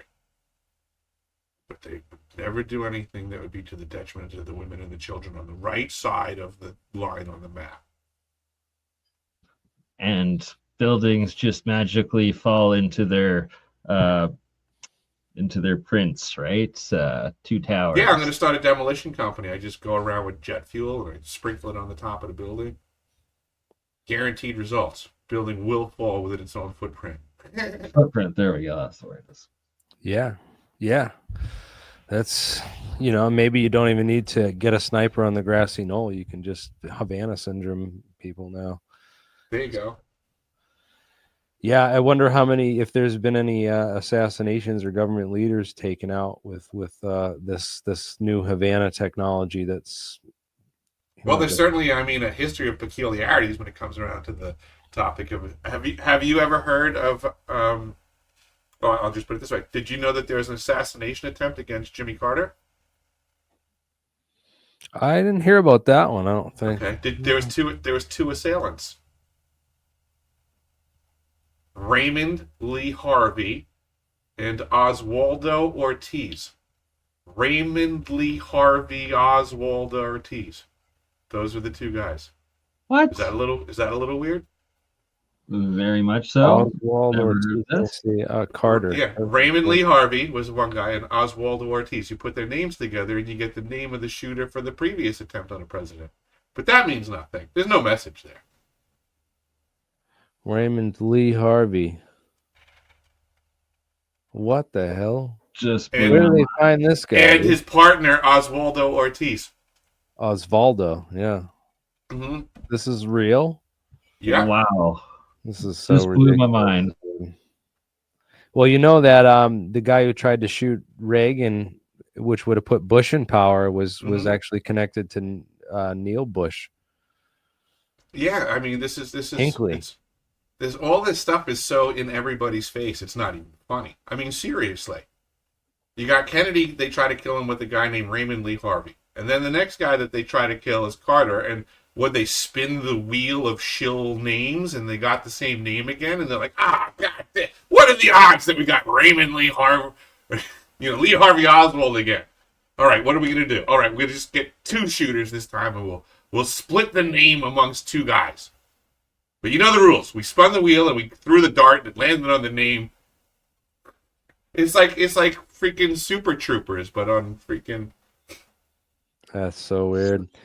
Well, if you want to know who killed Kennedy, it was Alpha 66, which turned into Operation Mongoose, which then turned into Interpen. Right? I thought it was Colonel Mustard with the lead pipe in the library. I'm just kidding. It was the Jews. Space laser. Oh, yeah, that's the go-to scapegoat topic for everything. Dude, it's so much of it on X. It's insane. I can't even go look at anything without someone being like, "No, you're wrong." It was those. The tiny hats. The tiny hats are just in the grand scheme of me. And honestly, Ben Shapiro's not helping the case at all. But they do that intentionally just to derail the real information and disclosure that's happening, right? It's just the main go-to. Absolutely. Yeah, if anybody actually wanted to discuss issues that the United States actually should have with Israel, there's no better topic than remember the USS Liberty. So I'm not going to sit there and I'm not going to lay at the feet of the state of Israel every problem of the world. But boy, when it comes to the topic of the USS Liberty, Israel's got some explaining to do, and a lot of it. Well, I'm anti-Semitic too, but it's not just. Israel's got a lot of issues with the whole. That ain't a Semitism thing. But yeah, it's that you can't take a past government of a foreign nation and their actions and put it against the entire country and population sort of thing, right? The same people that started World War II, they scapegoated the Jews. They scapegoated the Jews to get Hitler in power and start World War II, and then they felt bad, so they gave him another home, and now they're just trying to blame him for all the crap they've been doing the last 60 years. 70 years again. It's an easy scapegoat. Did you guys happen to catch the news this past week or so that apparently there were files released that Hitler apparently lived quite a few more years? down in either Argentina and or Antarctica. I mean, this also again sheds more light on the Antarctic conversation in general, right? How much closer can we get to the stories of Nazis in Antarctica coming, full tilt out of the shadows? It's anti-hate speech. I'm calling out hate speech. All right, everyone that's trying to I'm shocked. Yeah, dude. for anyone that didn't get the sarcasm in that, there was sarcasm. That's going to be clipped up now. Watch. Oh, totally. Yeah. Alien scientist says it was the Jews. Oh my god. Oh my god. They're gonna add it to everything now. Like every question mark will have Jeremy responding.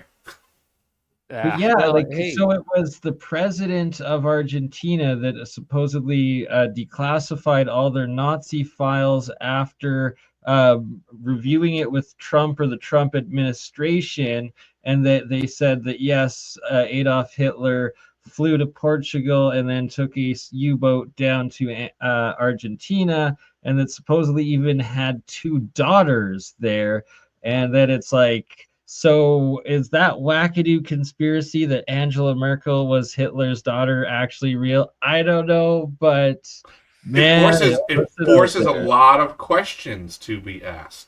I mean, seriously, right off the bat, I mean, how many people were involved in, what most people would consider one of the most evil people in all known history?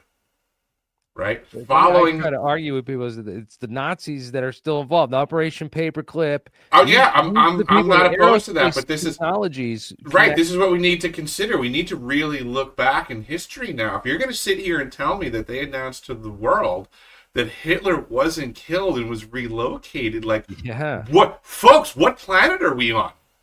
Well, this is the other thing.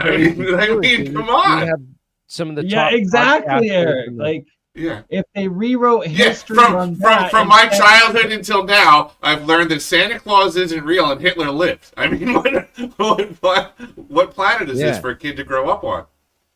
Yeah, exactly. Well, so another thing that's crazy is that some of the top podcasters are not drawing any attention to these aerospace and UFO links because they think this is all wackadoo nonsense, and they're going with that. No, it's definitely all the Jews that did all this. I just came across information. Owen, she's blaming all this stuff in Israel. She's just accused RFK of being compromised because he's hanging out with Rabbi Shmuley.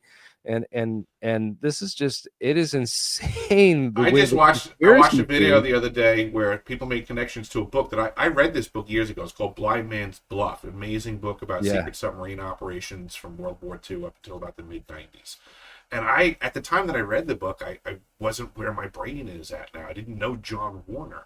But apparently in this book, it discusses how John Warner III, his father, who was previous Secretary of the Navy, was also one of the first people in charge of a group called NURO, N-U-R-O, like the Navy Underwater Reconnaissance Organization. And this organization seems to be one of these umbrella terms for the faction that was actually overlooking all UFO activity and recovery operations. So this is the stuff that's getting released now that people are learning about. Like, this stuff's been going on for a long time. The Nazis were in Antarctica for a reason. Admiral Byrd went down there for a reason. He left fast for a reason. Like Operation High Jump left very fast. It was the largest naval grouping. Why did they do it after World War II? And why did they leave so quickly? And for those that doubt the whole Hitler to Argentina with the U-boat, there's documented, I think, 2 or 3 different U-boats, like cases of them surrendering to the Argentina authorities, like that they did actually make it to Argentina. And it's tons of info. And now the president of Argentina is saying Hitler lived in Argentina. I mean, we have to start realizing that we're turning a page in a book, and the pages that we've been reading before are lies. So who are the perpetrators? What was their intention? What were they misdirecting us from? What were they leading us to? What the hell's really going on? If Nazis have been in Antarctica since the 30s, but they must have some pretty solid technology. If no one's paying attention to them and giving them a pass, they must be pretty powerful. If nobody knew until this week that Hitler didn't die, I mean, we've all been duped on a level that's, I mean, beyond compare. I mean, when can we say that there's been a greater precedent of people being lied to than now? Exactly. And does this explain why John Kerry, why Kirill, the matriarch of Eastern Orthodoxy, why Buzz Aldrin all went down to the South Pole and magically like had mental breakdowns or freakouts and during like the elections and stuff? Mhm. Like what's down there? Obviously some sort of power broker of Yeah. some sort. But instead of people discussing the potential of there being an air traffic control tower at the South Pole Station for the exotic propulsion systems of the technologies that many men on this planet are wielding, we're getting this bullshit disclosure circus from folks like Lou Elizondo and now Jake Barber and Ross Coulthart, who are just absolute total con jobs. I mean, This is super I don't interesting. I don't care what anybody else says about these dudes. They self-admittedly went to Washington, D.C. to have the folks like me, the whistleblowers, potentially arrested or killed. So, you're not going to convince me that these guys are just infiltrating con jobs.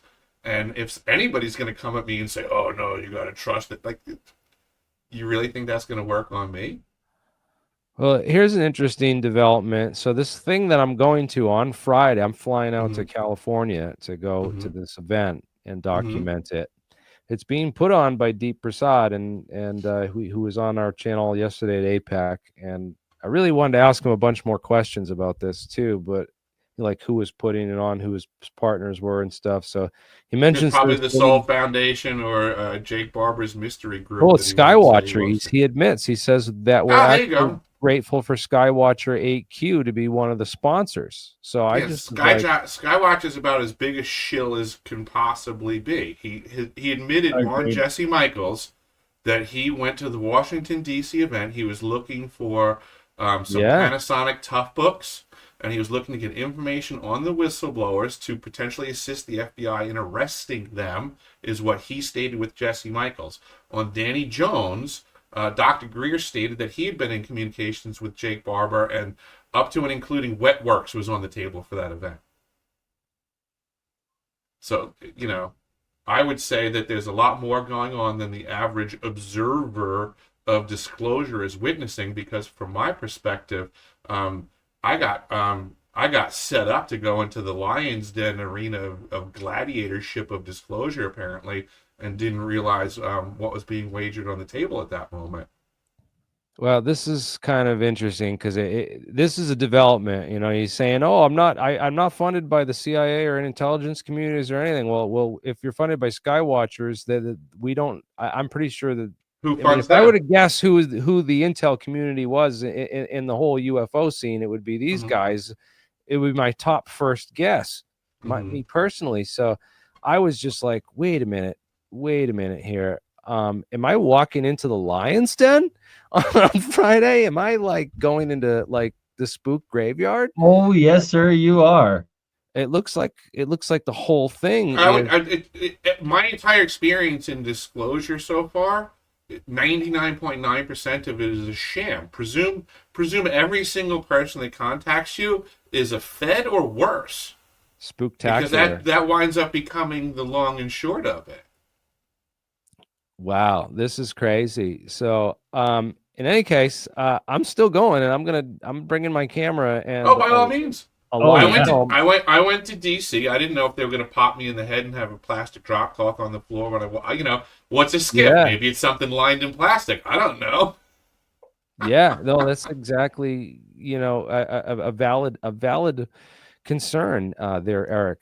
But Yeah, this when I saw this, I was like, wait a minute, Nolan's going to be there, and then Skywatchers, and I need to go to this event because I need to disrupt Do any it kind up. of CIA Oh, I narrative that they're cannot trying to go wait. through. I cannot wait to hear your feedback. It's gonna be like I Contact in the cannot Desert. wait to see the videos of Contact in the who won. Desert was such a circus of patting each other on the back. Yeah. And, you know, Yeah, I know. Yes. For real. Oh, it's dude, Jeremy's going in to break up the circus. You are gonna have your eyes opened to a level of collusion. You know, That's what I watch. it's like when you watch the WWF, like the WWE, the wrestling on TV, right? Did you ever go see it in real life? Oh yeah, I grew up next to the Hart bench. Right. So if you ever go watch like professional choreographed. wrestling in real life, there's No nothing that choreographed. looks more fake. It is so horribly fake in real life. You need the editing, you need the, you know, all the right stuff to make it look legit on TV.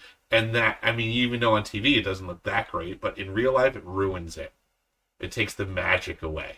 So it's like the same thing with these UFO conventions. They're a total debacle. They are a circus of fanboys and people willing to pay for autographs.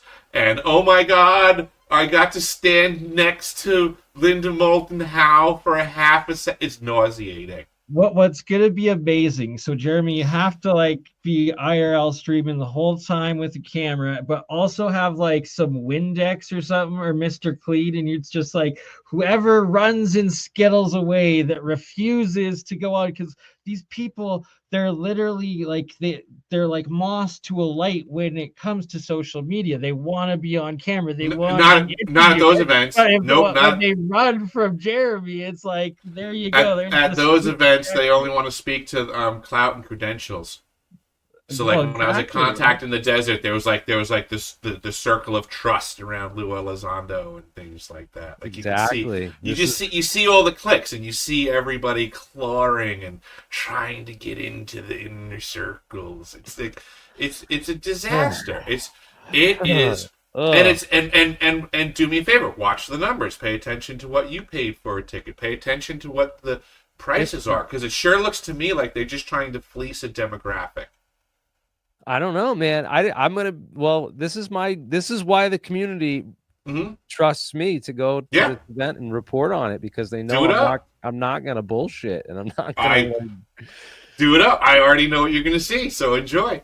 I've been to many of these. I've been to many of these events. I've been a speaker at some. I've attended multiple. This is more like a black tie event for like Silicon Valley bigwigs trying to get into the scene. Is what he described it as. So, people trying to opportunize off of the truth before the truth is actually presented. In the stock markets, that's called front running. Yep, big time. That's all they're doing. That's all these events are. Who's hosting them? Who pays for all of these UFO events? Would there be a motive for a faction? Let's just say, argument's sake, hypothetically speaking, would it be worthwhile for the CIA to host a UFO convention because of the amount of networking and information grabbing and narrative control? Wouldn't it be just a simple, easy return on investment for them?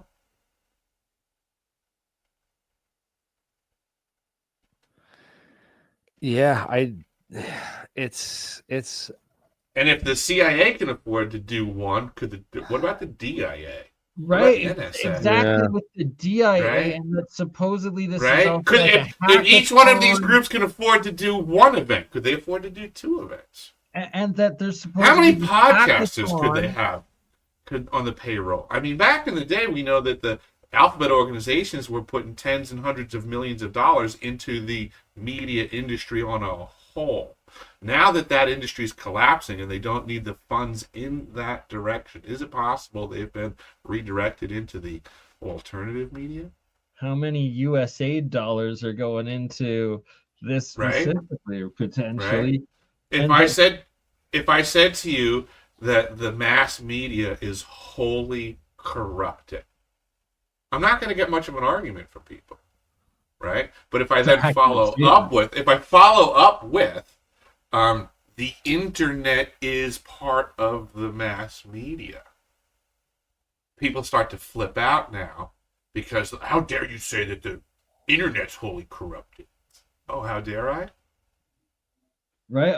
And you're so bang on with that, Eric, in that there's all of these little echo chambers now, and it's how they've designed YouTube to make these communities where they'll ban the moderators will ban any like opposing view, and then it's like, oh, how did this channel that only has 50 videos, only existed for 2 years, now have 250,000 subscribers? Yet you have the AlienScientist that's been stuck at 116,000 now, but it was 150. We got a whole community asking for truth in the disclosure conversation. UFOs, all of this stuff, right? Yeah, I totally get it. Yep, we should have truth. Truth to me is actionable intelligence, meaning that once the information is shared, the information is so valuable that it means you can go to action. I've provided that information. I've provided a location. The internet. I've provided a location, and I've provided information that puts technologies in question. The action should be to go investigate further this location and see if the accusations are correct. I challenge anybody to show me anybody else in the disclosure community that has provided any actionable intelligence. What should we do next with any of the information these supposed whistleblowers provided? What's the next step? Is there a location? Yeah. Is there a person that they implicate? Is there a next step, or are they just fucking stalling? Well, the technology is certainly one. I mean, doing the South Pole, sending an investigator down there would be a certain team. They could go find that room you're talking about and open up that door and find out what's behind it quite easily, and do a couple simple tests and give us a thumbs up, thumbs down. Yeah, right. Right.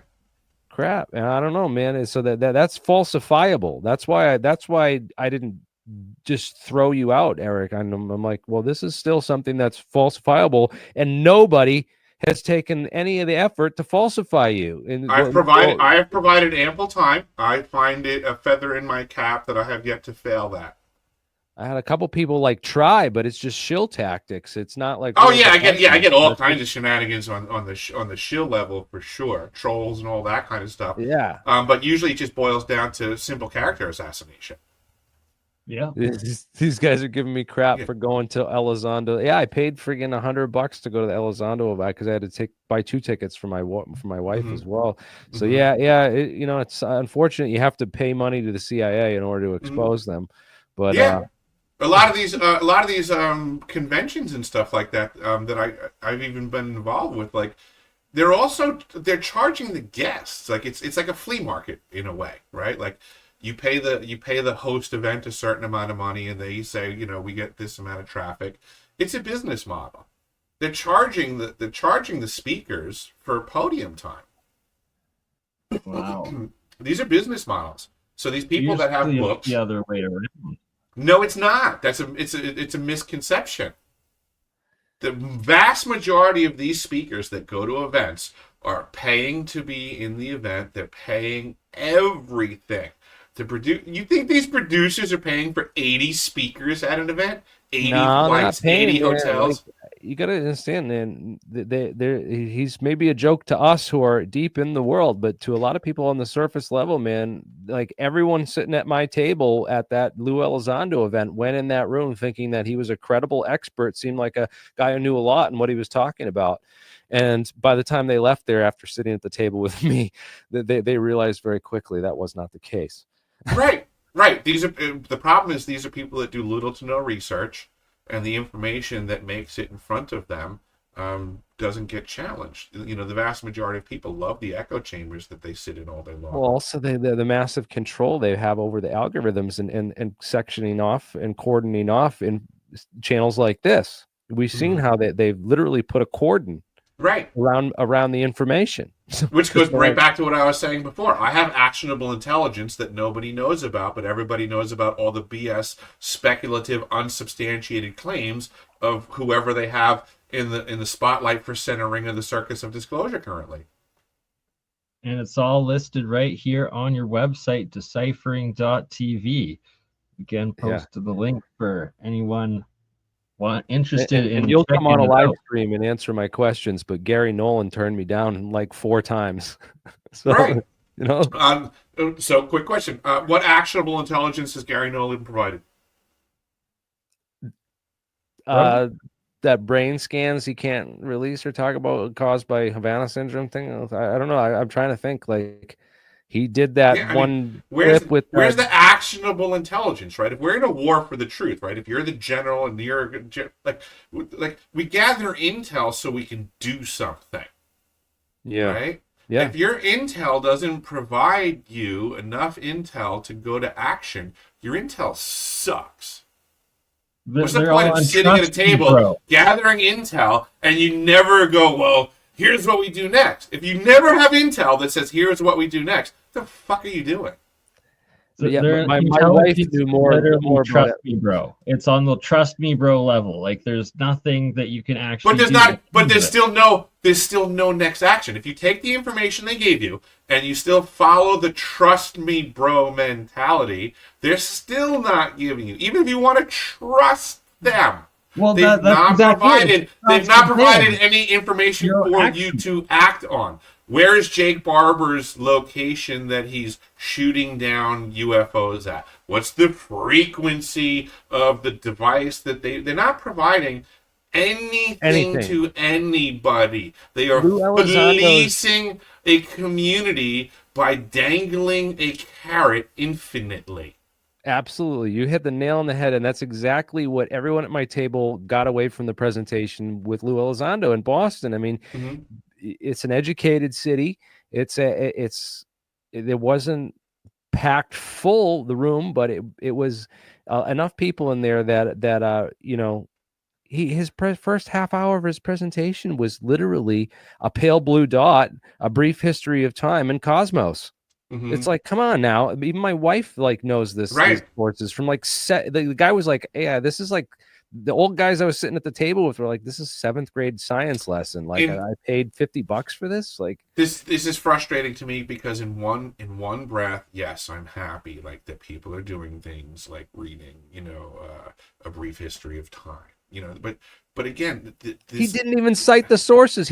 I know, but plagiarized everything from those books. Right, absolutely, yes. So it's like I said, in one light breath, I'm happy that people are getting this information in the discussion. But the thing I find really frustrating is that what I'm witnessing is a lot of the gurus of the conversation right now are just simply regurgitating information from books that I read 20 years ago.